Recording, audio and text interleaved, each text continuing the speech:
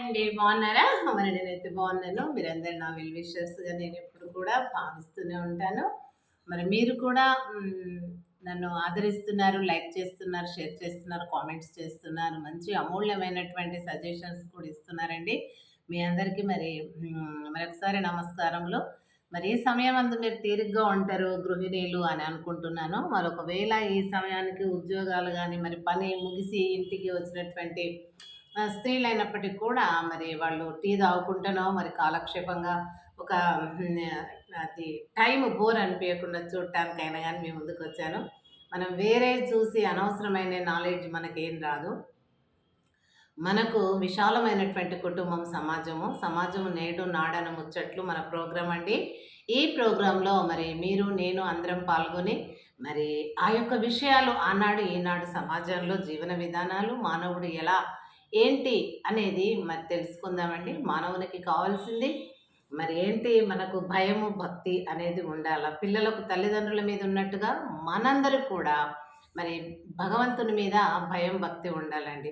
ప్రతి కుటుంబంలో తల్లిదండ్రులు ఏం చేస్తారండి, మరి వారు సంపాదించినటువంటి కష్టార్జితాన్ని పిల్లలకు వారు మరి జీవన విధానమును గడుపుతూ తర్వాత ఏం చేస్తారు, భగవంతునికి లోబడి మరి పూజిస్తూ ఉంటాం. ఎందుకంటే అదొక భయము, అది ప్రగాఢమైనటువంటి ఒక శక్తి మనకు కనబడదు.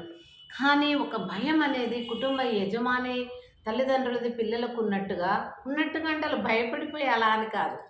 ఏంటంటే చెప్పిన మాట వినాలి, చెప్పినట్టు నడుచుకోవాలని. పిల్లలను మనం ఎలా కోరుకుంటామో మనల్ని కూడా భగవంతుడు అలా కోరుకుంటాడు. కాబట్టి మనం కూడా భగవంతుడు అనేటటువంటి మరి రంగు రూపు వాసన ఏమి లేనటువంటి ఆ యొక్క భగవంతుడు ఎలా ఉంటాడు ఎవరికి కనబడలేదు. ఈవెన్ ఆ కాలంలో మునీశ్వరులు తపస్సు చేశారు, మునులయ్యారు, ఈశ్వరులయ్యారు, కానీ వారికి కూడా భగవంతుడు కనబడ్డాడు. ఈ రకంగా ఉంటాడని ఏ మునీశ్వరుడు మనకు తెలియపరచలేదండి. ఈవెన్ గౌతమ బుద్ధుడు కూడా, ఆయన ఒక రాకుమారుడు అయినప్పటికీ మరి శుద్ధోధనుడు, యశోద అనేటటువంటి మరి వాళ్ళకు మాయాదేవి, శుద్ధోధనుడు మాయాదేవి అనేటటువంటి వాళ్లకు పుట్టి రాకుమారుడు, మరి పెళ్ళి కూడా అయింది. మరి అదేంటి రాహుల్ అనేటటువంటి అబ్బాయిని కూడా కన్న తర్వాత భార్య పిల్లలను వదిలిపెట్టేసి ఆయన మరి కాషాయం కానీ మరి ఆ సన్యాసత్వం పుచ్చుకొని మరి ఆయన దేవుణ్ణిలో నిమగ్నమైపోయి రాగి చెట్టు కింద మరి ఆ యొక్క దైవ ప్రత్యక్షతను ఎలా ఉందో మనకు చెప్పలేదు, కానీ ఆయన వాక్కు అనేటటువంటి ప్రకాశమైన వెలుగును మనందరికీ మరి ప్రపంచానికి చాటి చెప్పాడు. మన దేశంలో మరి ఆర్యులు మన దేశానికి వచ్చిన తర్వాత సింధు దగ్గర, ఇండస్ రివర్ దగ్గర స్థిరపడిన తర్వాత వారు ఇంకొక రకమైనటువంటి మరి మన ఇండియాలో, మన భారతదేశం లోపల మరి జీవన విధానాలను కుల వర్గీకరణ చేసి వాళ్ళది ప్రవేశపెట్టారు. ఎందుకంటే మన దేశంలో ఉన్నటువంటి వాళ్ళందరూ ఆల్మోస్ట్ వాళ్ళు నిరక్షరాస్యులు కాబట్టి వాళ్ళు బ్రాహ్మణులు, ఆర్యులు మంచిగా చదువుకున్న వాళ్ళు పురాణాలు, రామాయణ, మహాభారతాలు అవన్నీ కూడా రచింపచేయడము, అవి మన భారతీయులకు ప్రచారం చేయటము, వాటి ప్రకారం నడిపించటము, వాటిని నడిపించేది వాళ్ళే అని చెప్పడము, ఆ రకంగా మరి మానవులను కూడా 4 రకాలుగా వర్గీకరణ చేసి బ్రాహ్మణ, క్షత్రియ, వైశ్య, శూద్ర అని పెట్టడం. వాళ్ళే, ఒక మానవుని మీద ఇంకొక మానవునికి అధికారం లేదు, కానీ వాళ్ళు అలాంటి అధికారం తీసుకొని మన మీద అధికారం చేసి అటువంటి మనకు మతాలు, కులాలు, కుల వర్గీకరణ ఈ చిచ్చు పెట్టింది వాళ్ళండి. ఎవరు? ఆ ఆర్య బ్రాహ్మణులు. వాళ్ళు మూలవాసులు కాదండి. హిమాలయ మౌంటైన్స్ వెనక భాగంలో ఉన్న దేశాల నుండి, పర్షియా, మంగోలియా, అక్కడ ఆ ప్రాంతాల నుండి వచ్చి ఇక్కడ స్థిరపడినటువంటి వాళ్ళు. ఇక్కడ అంతా మన యొక్క వీక్నెస్ చూసుకున్నారు. ఇక్కడ భారతదేశంలో చాలా మరి భూ సంపద, మరి దేశ సంపద ఉంది, కానీ మరి ఇక్కడ ప్రజలు ఈక్వల్ టు ట్రైబల్స్ లాగానే మరి అడవుల్లో మరి ఏంటి నిరక్షరాస్యులుగా ఏమి తెలియకుండా అజ్ఞానులుగా జీవిస్తున్నారు.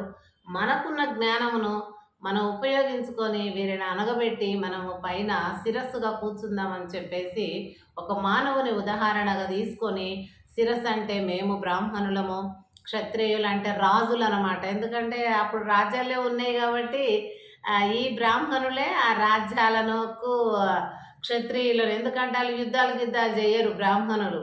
అందుకని ఈ క్షత్రియులను రాజులుగా పెట్టి యుద్ధాలు చేయడం అవన్నీ మా వల్ల కాదని వాళ్ళకు వదిలిపెట్టి రెండో పాత్ర క్షత్రియులని పెట్టి, ఆ క్షత్రియులు యుద్ధాలు చేయండి, సావండి, సంపండి, ఏమైనా చేసుకోండి, కానీ మీరు మంచిగా ఉన్నంత కాలం మేము మీకు జోస్యం చెప్తాం, పౌరోహితము జోస్యం చెప్పుకుంటూ మేము ఉంటాము, మేము చెప్పిందే మీరు వినాలి, అదే వేదము అన్నట్లుగా వేదాలు రాసి ఉపనిషత్తులు ఇవన్నీ కూడా మొదలుపెట్టి వాళ్ళకు మొదటి స్థానం అని, రెండో స్థానం క్షత్రియులకని, మూడో స్థానము మరి బిజినెస్ కావాలి కదా, ట్రెండింగ్ అనేది ఉండాలి.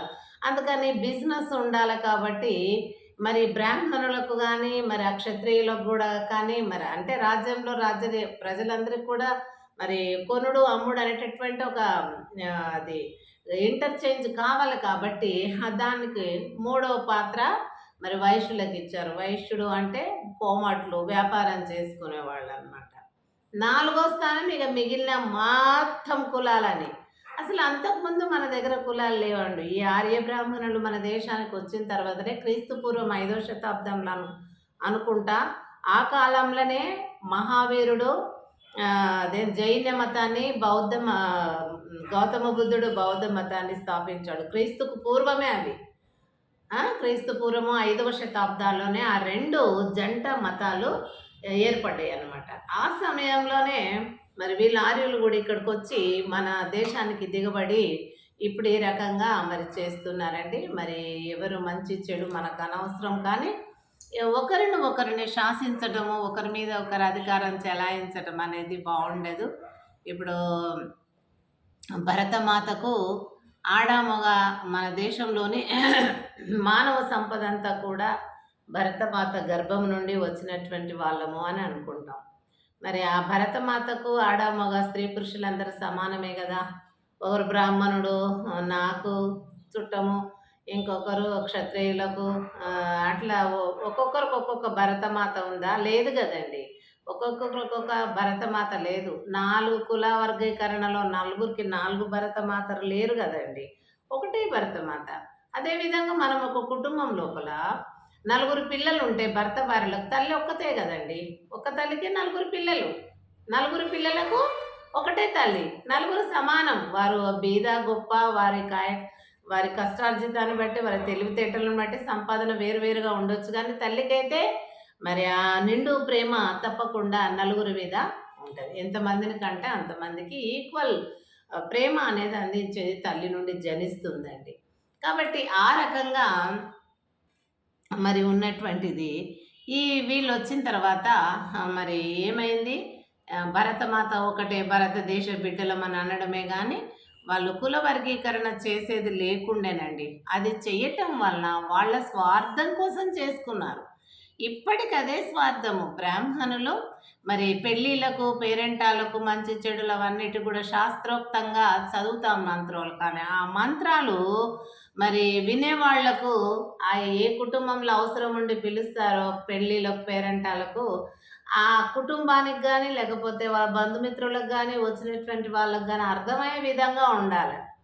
ఏ మత గ్రంథమైనా కూడా వినేవాళ్లకు ఇంపుగా సొంపుగా ఉండాలా, దానిలోని పరమార్థము తెలిసే విధంగా ఉండాలి. వాళ్ళు తప్పు చదువుతున్నారా మరి కరెక్ట్ చదువుతున్నారా తెలియదు. మనకు తెలియకుండానే వాళ్ళు అనుకుంటూ వాళ్ళు ఆ మంత్రాలు చదివేసినాము, అద్దండి ఇద్దండి, లాస్ట్కు సంభావన ఇవ్వండి పోతా అని చెప్పేసి. అంటే మానవులందరూ కూడా మబ్బ పెడుతున్నారు. మన భారతదేశంలో ఒకటేనండి, ఇది పూర్వకాలం నుంచి కులమత భేదాల వల్లనే, ఒకరిని ఎక్కువ ఒకరిని తక్కువ అనేటటువంటి స్థాన వర్గీకరణ వల్లనే వేరే దేశస్తులు మన దేశం మీద దండయాత్ర చేశారు. 11వ శతాబ్దం లోపల మహమ్మద్ గోరీ మన దేశానికి దండయాత్ర చేసి రావడానికి కారణము మన దేశంలో ఉన్నటువంటి డిస్క్రిమినేషన్, అన్టచబిలిటీ. అదేవిధంగా మరి 1857లో మన దేశానికి మొట్టమొదటగా బ్రిటిష్ వాళ్ళు బిజినెస్ కోసం వచ్చింది కూడా, వాళ్ళు బిజినెస్ పేరుగా వచ్చారు గానీ, ఇక్కడ పరిస్థితులన్నీ అవగాహన చేసుకొని, వాళ్ళు కూడా దేశాన్ని ఆక్రమించుకొని దాదాపు 200 సంవత్సరాలకు పరిపాలన చేయటం జరిగింది. మన ఇల్లండి. భరతమాత మన తల్లి. భరతమాతకు జనించినటువంటి అంటే భరతమాత అనే ఈ భూమి గర్భమునులో జనించినటువంటి మానవ సంపదకు ఈ విధమైనటువంటి తేడాలు చూపించటం వలన అది వీక్‌నెస్‌గా తీసుకొని ఇతర దేశస్తులు దండయాత్రలు చేశారు. ఇప్పుడు వాళ్ళు దండయాత్ర చేయటానికి బ్రిటిష్ వాళ్ళు అంటే ఆక్యుపై చేసుకున్నారు. ఫస్ట్ బిజినెస్ కోసం వచ్చారు. కానీ వాళ్ళట్లా చేయడానికి కారణం ఏంటి? మనలో ఉన్నటువంటి లోపాలే. అంటే మనలో వీక్‌నెస్ వాళ్ళకు అవకాశం. మనలో కులమత భేదాలు ఒక మనిషిని ఒక మనిషి దూషించుకోవటం ఏంటి? నువ్వు తక్కువ నేను ఎక్కువ అని చెప్పుకోవడం ఏంటి? తక్కువ అనడానికి నీకు ఎక్కువ ఏ అధికారం ఉంది? అధికారం లేదు కదా! ఒక వ్యక్తిని నువ్వు తక్కువ అనడానికి అది దేవుని నిర్ణయం. నిన్ను పుట్టించింది ఆయననే సృష్టికర్త. మరి నువ్వు కించపరిచేటటువంటి వాళ్ళను కూడా సృష్టించింది భగవంతుడే. భగవంతుడు ఒక్కడైనప్పుడు ఆయనకు లేని భేదం నువ్వెందుకు పెడతావు? నువ్వు మాతో పాటు ఇవాళుండి రేపు పోయేటోళ్ళమే కదా అందరూ కూడా. కాబట్టి అటువంటి తేడాలు పెట్టి ఎక్కువ తక్కువ చూపించటానికి ఏ వ్యక్తికి ఇంకొక వ్యక్తి మీద అధికారం లేదండి. అందుకని అది చూసి మరి ఆ తెల్లోళ్ళు ఇక్కడ వ్యాపారానికి వచ్చినటువంటి వాళ్ళు దాంతో పాటు దేశాన్నే ఆక్రమించుకున్నారు.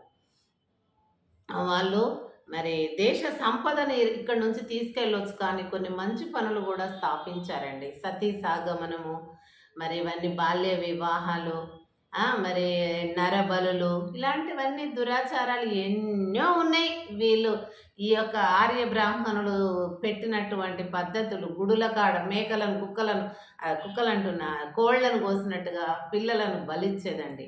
అలాంటి దుర్మార్గమైన చర్య. మరి వాళ్ళ పిల్లలని ఇయ్యరండి. ఆ బ్రాహ్మణులు ఎవరైతే ఆర్యులు ఉన్నారో వాళ్ళ పిల్లలని ఇయ్యరు. మరి ఆ విధంగా బలులు ఇవ్వడము, వాళ్ళ భార్యలు సతీ సహగమనం చేయడము వాళ్ళని చేసుకోరండి. ఇతరులను మీరు చెయ్యాలి, ఇది పద్ధతి, లేకపోతే మీకు అశాంతి, అశుభము ఇలాంటివన్నీ భయాందోళనకు గురి చేస్తూ ఉంటారు. ఈ రకమైనటువంటి వస్తే అప్పుడు రాజా రామ్మోహన్ రాయ్ గారు మరి బ్రిటిష్ యొక్క గవర్నర్ జనరల్ సహాయంతో ఆయన ఏం చేసిండు? బెంటింగ్ ప్రభు సహాయంతో సతీ సగమనాన్ని నిర్మూలించాడు. మరి అదే కారల్ వారిస్ కానీ ఇలా చాలామంది వారన్ హేస్టింగ్స్ కానీ వీళ్ళందరూ కూడా ఒక్కొక్క దురాచారాన్ని మరి రూపుమాపుకుంటూ వచ్చారండి.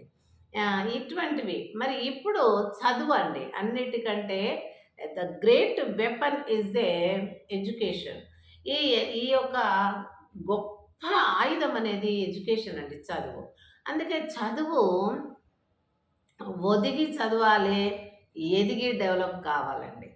కనుక ఇటువంటిది మన ప్రతి కుటుంబంలో వీళ్ళు ఏదైతే వర్గీకరణ చేశారో కుల వర్గీకరణ, ఆ అట్టడుగున ఉన్నటువంటి శూద్రులు అనే 4వ వర్గానికి చెందినటువంటి ప్రతి ఒక్కరు కూడా మరి ఏం చేయాలి? వారి కుటుంబాల లోపల పిల్లలందరూ చదివించుకొని రేపు డెవలప్ అయ్యి మరి దేశమంతా కూడా సుభిక్షంగా ఉండేలాగా మరి అందరూ ఈక్వాలిటీ, సౌభ్రాతృత్వము, సమానత్వము అనేటటువంటి మరి మన కాన్స్టిట్యూషనల్లో ఉన్నటువంటి మరి అటువంటి విధానంగా మనం నడవాలని కోరుకుంటూ సెలవు తీసుకుంటున్నాను. మరి మీరందరూ కూడా ఆలోచించాలి.